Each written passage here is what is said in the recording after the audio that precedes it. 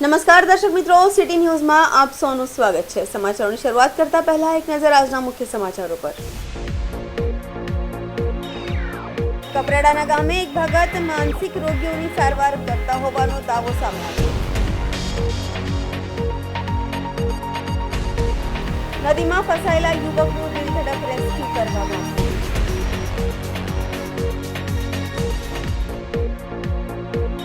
રાજ્યમંત્રી શ્રીપાદ યેશો નાઈક આજે સંઘ પ્રદેશ દાદરા નગર હવેલીની મુલાકાતે આવ્યા। પશ્ચિમ રેલવેના જનરલ મેનેજરે ડાહનુ રોડ, ઉમરગામ રોડ તથા સંગનામ સ્ટેશનનું નિરીક્ષણ કર્યું। હવે સમાચાર વિગતવાર જોઈએ। વલસાડ જિલ્લાના સંપૂર્ણ આદિવાસી વિસ્તાર ધરાવતા કપરાડા અને ધરમપુર તાલુકામાં આજે પણ આદિવાસીઓ શ્રદ્ધા અને અંધશ્રદ્ધાનો સહારો લઈ રહ્યા છે। માંદગી, બીમારી અને અસાધ્ય રોગથી પીડાતા દર્દીઓની સારવાર માટે પણ લોકો દવાખાનાની જેમ ભગત ભુવાઓ પાસે જઈ રહ્યા છે। ત્યારે કપરાડાના નળીમદની ગામે એક ભગત માનસિક રોગીઓની સારવાર કરતા હોવાનો દાવો કરવામાં આવી રહ્યો છે, જ્યાં માનસિક રોગના દર્દીઓ પરિવાર સાથે રહીને સારવાર કરાવે છે। લોકો માને છે કે અહીં આવીને માનસિક રોગ દૂર થાય છે। શું છે હકીકત, જોઈએ અહેવાલ। કપરાડાના અંતરિયાળ વિસ્તારમાં આવેલું આ છે નળીમદની ગામ। 1,500થી વધુની વસ્તી ધરાવતા નળીમદની આ ગામનું આ આરોગ્ય કેન્દ્ર, જ્યાં આ વિસ્તારના દર્દીઓ આવીને સારવાર કરાવે છે। જો કે દવાખાનાને 20 મીટર પાછળ એક મંદિરમાં ગામના એક રૂપજીભાઈ નામના એક વ્યક્તિ ભગત ભુવાનું કામ કરે છે, જે પોતાના ઘરે અને મંદિરમાં તાંત્રિક વિધિ અને બાધા આખાડી કરાવી માનસિક રોગીની સારવાર કરે છે। રૂપજીભાઈના ઘરે અત્યારે 5થી વધુ દર્દીઓને અહીં રાખ્યા છે। પરિવારજનો પોતાના માનસિક રોગથી પીડાતા દર્દીઓને સ્વજન અહીં સાથે જોવા મળ્યા હતા। ગામમાં પહોંચી સૌપ્રથમ તાંત્રિક વિધિથી માનસિક રોગના દર્દીઓની સારવાર કરવાનો દાવો કરતો અને કેન્દ્ર ચલાવતા ભગત રૂપજીભાઈ મળ્યા હતા। તેમની સાથે અમે વાત કરીને અહીં ચાલતી પ્રવૃત્તિઓ જાણી હતી। રૂપજીભાઈના દાવા પ્રમાણે દૂર દૂરથી અહીં માનસિક રોગથી પીડાતા દર્દીઓ આવે છે। તેઓ અઠવાડિયામાં 3 દિવસ અહીં આવેલા માતાજીના મંદિરમાં બેઠક કરીને તાંત્રિક વિધિ કરે છે। આ વિધિ દરમિયાન દર્દીઓને અહીં રાખવામાં આવે છે, ત્યારબાદ તેમની તાંત્રિક વિધિથી સારવાર કરે છે। તેઓ એવો પણ દાવો કરે છે કે તાંત્રિક વિધિ સાથે તેઓ તબીબોની સલાહ અને દવાના સહારે દર્દીઓની સારવાર કરે છે। ભગતનો દાવો છે કે આજ સુધી તેઓએ 70થી વધુ માનસિક રોગના દર્દીઓને તાંત્રિક વિધિથી ઠીક કરાવ્યા છે અને શ્રદ્ધાની સાથે તેઓ દવા લેવાની પણ દર્દીઓને અને તેમના પરિવારને સલાહ આપે છે। જો કે વધુ પડતા માનસિક રોગના દર્દીઓ અહીં આવીને ધમાલ કરે છે, સાથે જ મારઝૂડ અને તોફાન પણ કરે છે અને લોકો પર હુમલો કરતો હોવાથી તેમને સાંકળથી પણ બાંધવામાં આવતું હોવાનું તેઓ સ્વીકારે છે। અત્યારે અહીં 5થી વધુ માનસિક રોગના દર્દીઓની સારવાર ચાલી રહી છે। દર્દીઓની સાથે તેમના પરિવારજનો પણ અહીં રહી છે।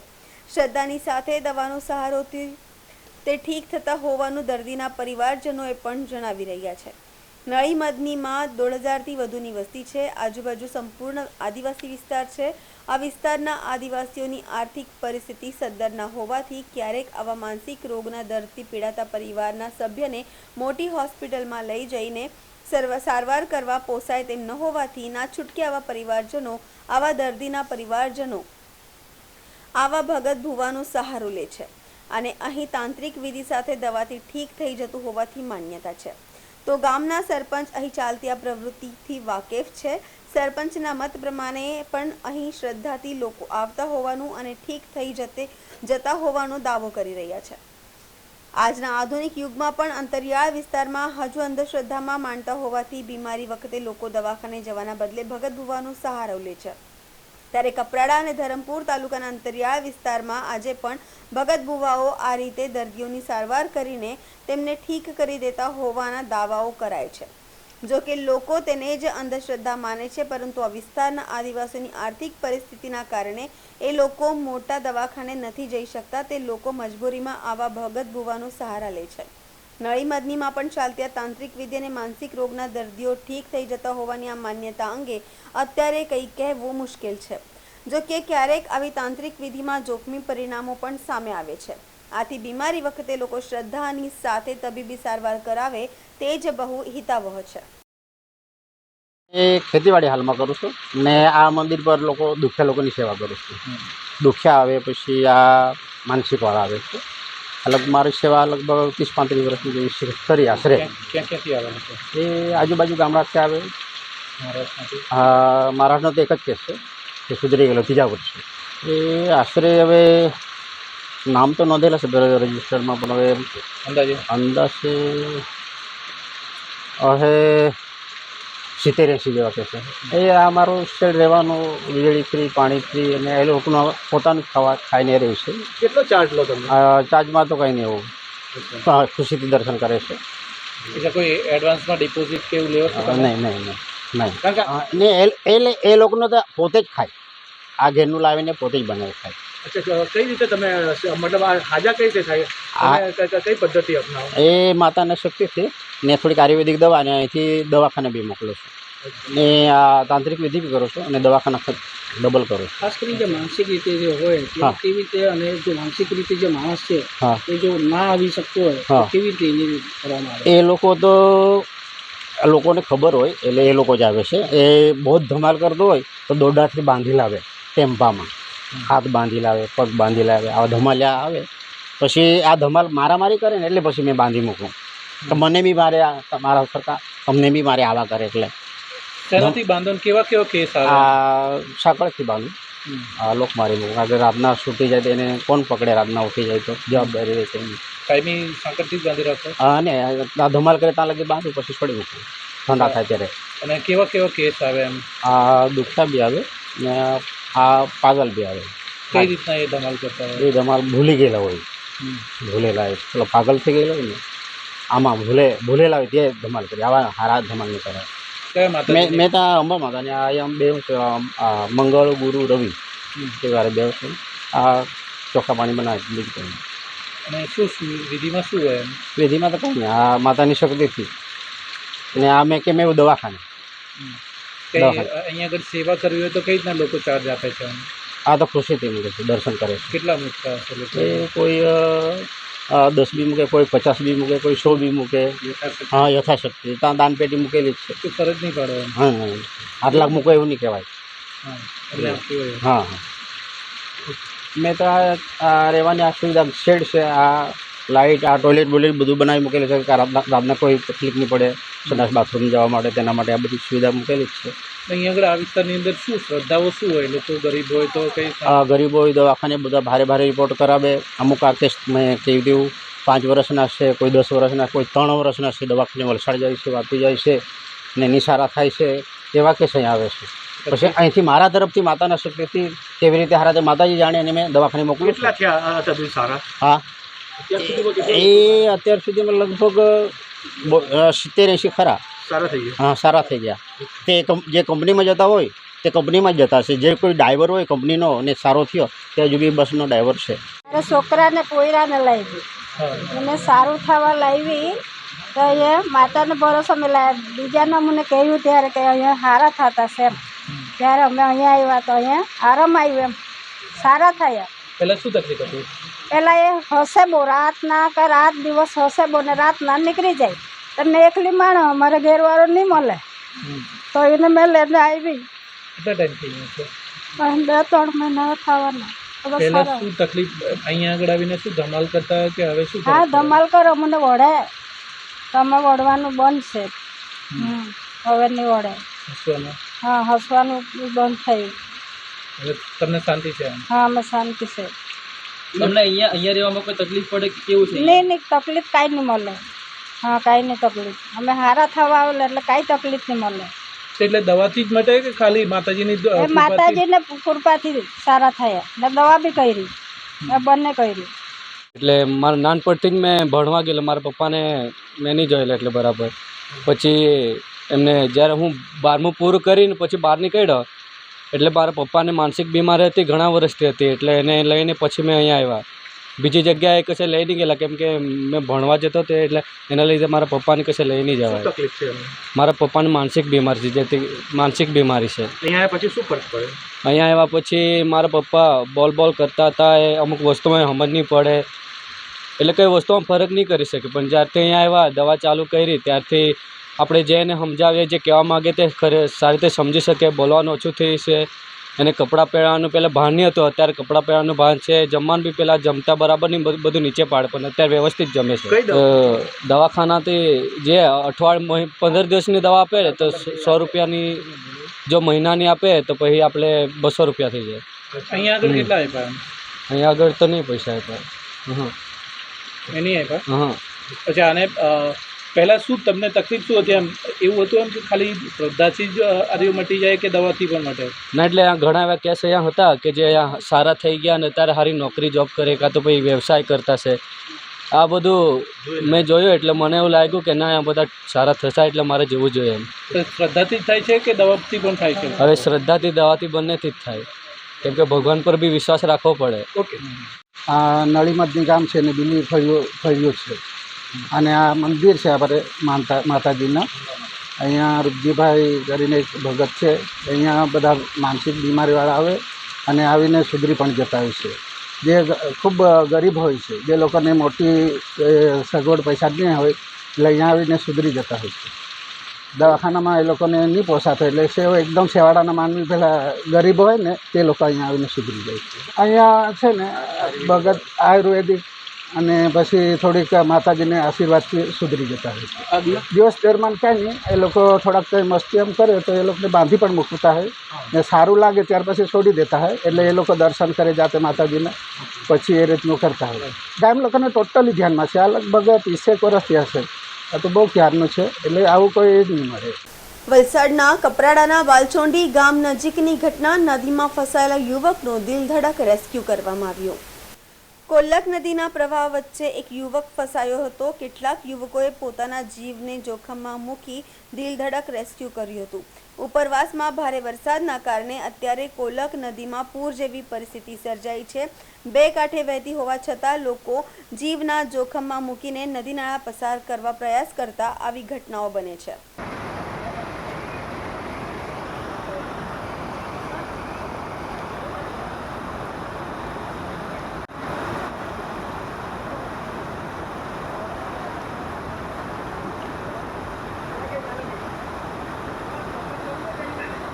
પિયર્સ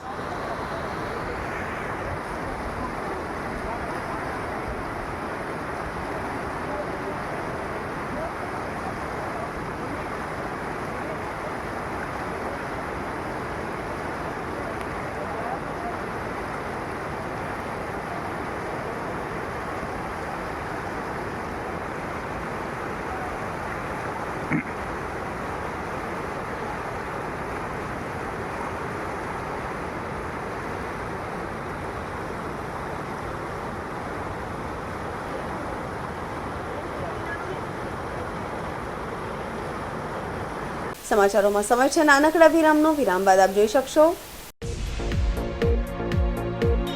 રાજ્યમંત્રી શ્રીપાદ યેશો નાઈક આજે સંઘ પ્રદેશ દાદરા નગર હવેલીની મુલાકાતે આવ્યા. પશ્ચિમ રેલવેના જનરલ મેનેજરે રાહનુ રોડ, ઉમરગામ રોડ તથા સંનામ સ્ટેશનનું નિરીક્ષણ કર્યું.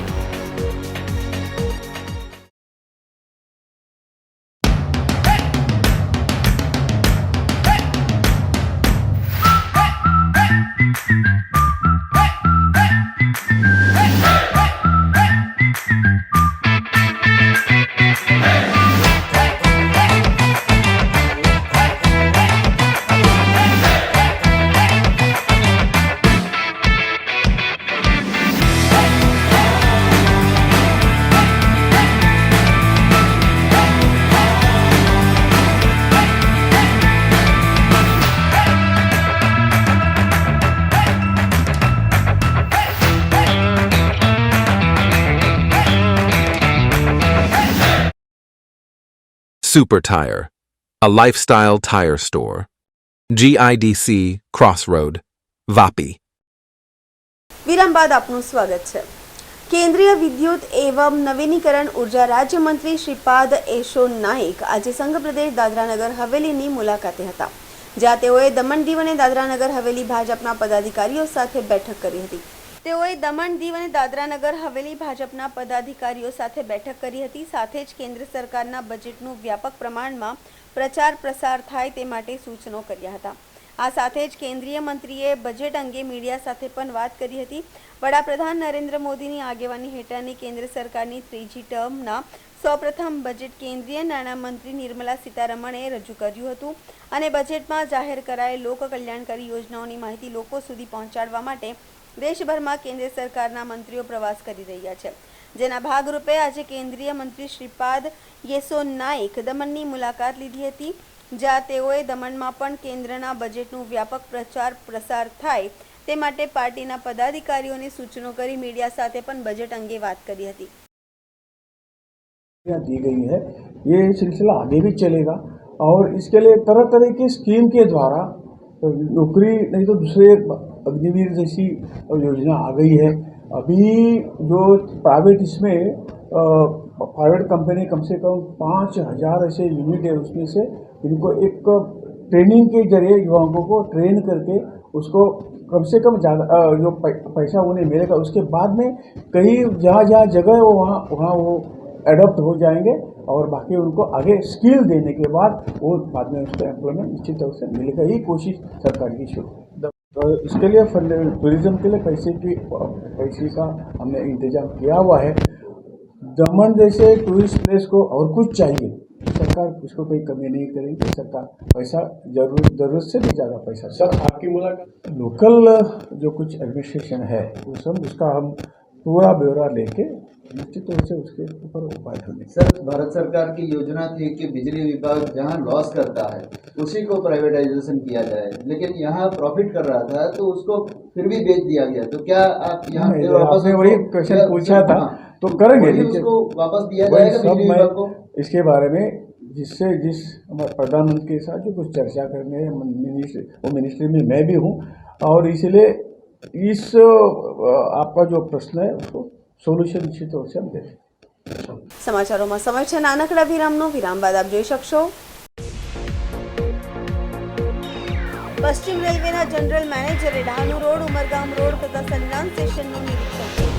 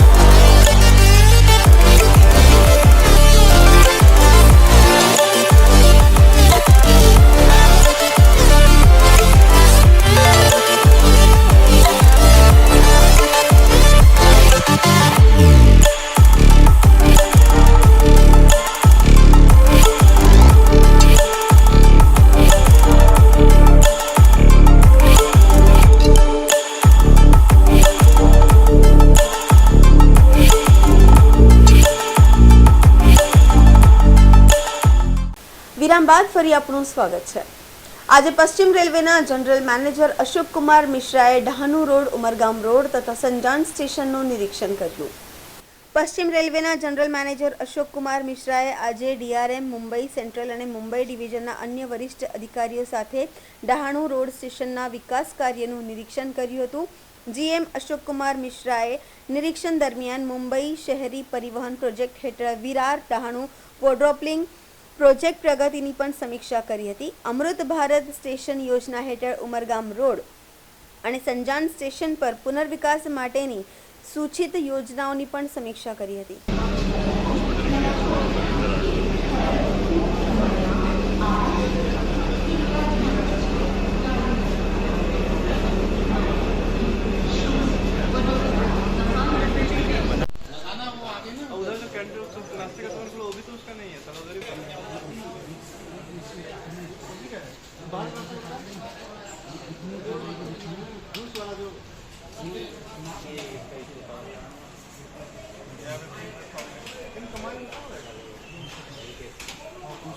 વાપીમાં રાજસ્થાન પ્રગતિ મંડળ દ્વારા સ્વર્ગીય મંજુબેન દાયમાની 17મી પુણ્યતિથિ નિમિત્તે રક્તદાન શિબિરનું આયોજન કરવામાં આવ્યું.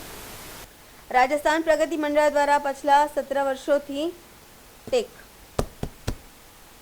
રાજસ્થાન પ્રગતિ મંડળ દ્વારા પાછલા 70 વર્ષોથી સ્વર્ગીય મંજુ દાયમાની 17મી પુણ્યતિથિ નિમિત્તે રક્તદાન શિબિરનું આયોજન કરવામાં આવ્યું છે. દર વર્ષની જેમ આ વર્ષે પણ રક્તદાતાઓ દ્વારા સ્વેચ્છાથી ઉત્સાહથી રક્તદાન કર્યું હતું. મંજુ દાયમા ભાજપના વરિષ્ઠ નેતા હતા અને એ પોતે પણ રક્તદાન કરતા હતા. એમની યાદમાં આ કાર્યક્રમની ઉજવણી કરવામાં આવે છે.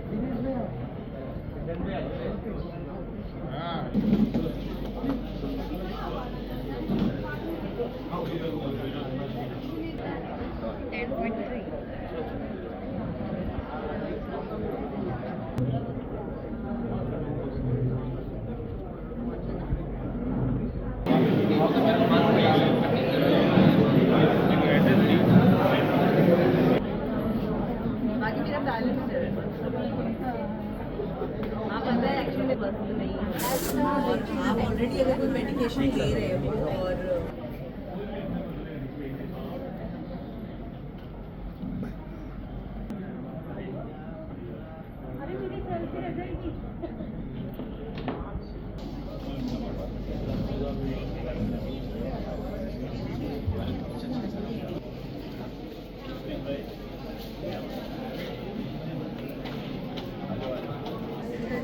अक्टूबर 10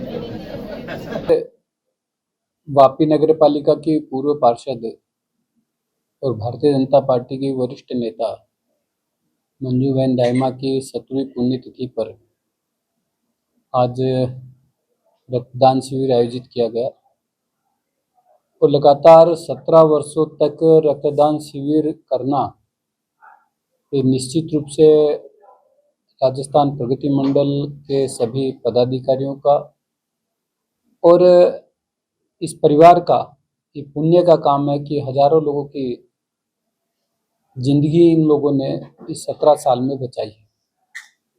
मुझे लगता है कि सामाजिक सरोकार के नाते से ये शिविर इस पूरे क्षेत्र में एक ऐतिहासिक घटना जैसी बन गई है और इसीलिए मेरे जैसा व्यक्ति भी लगातार इस शिविर में इसीलिए आता है कि यहाँ से एक नई प्रेरणा मिलती है और साल भर एक काम करने की ऊर्जा प्राप्त होती है.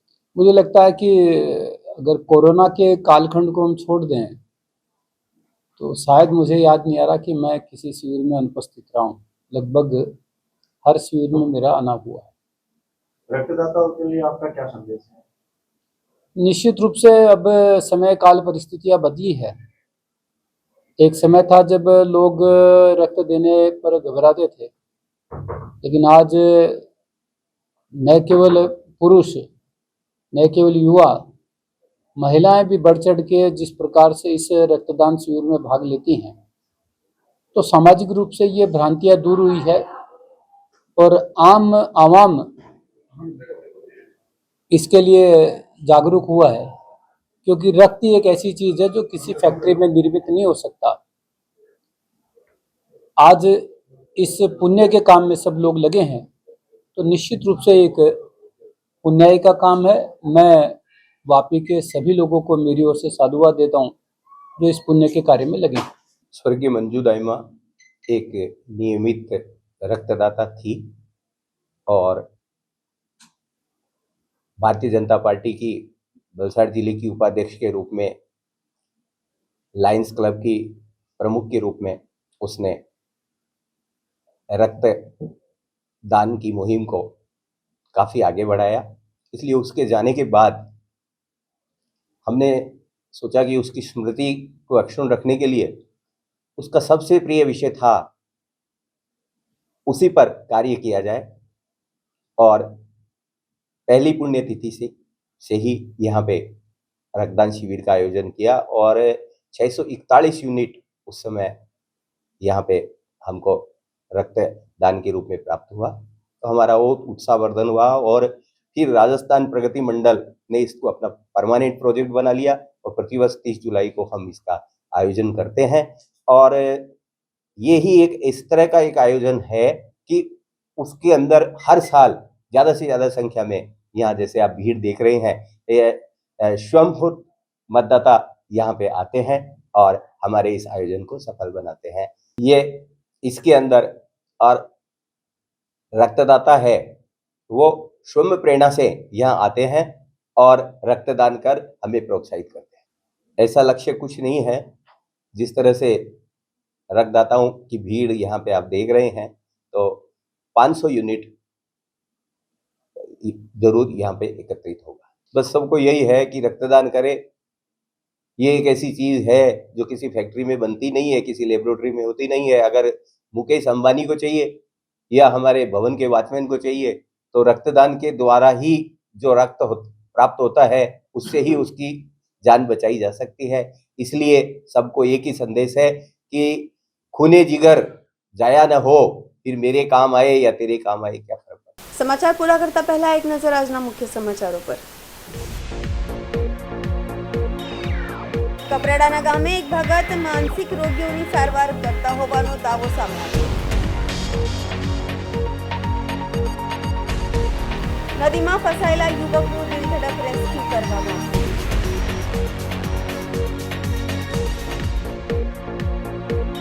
રાજ્યમંત્રી શ્રીપાદ યશો નાઈક આજે સંઘ પ્રદેશ દાદરા નગર હવેલીની મુલાકાતે આવ્યા।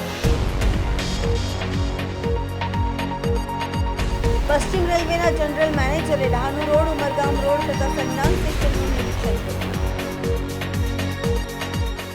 તો આ હતા અત્યાર સુધીના સમાચાર। જોતા રહો સિટી ન્યૂઝ। નમસ્કાર।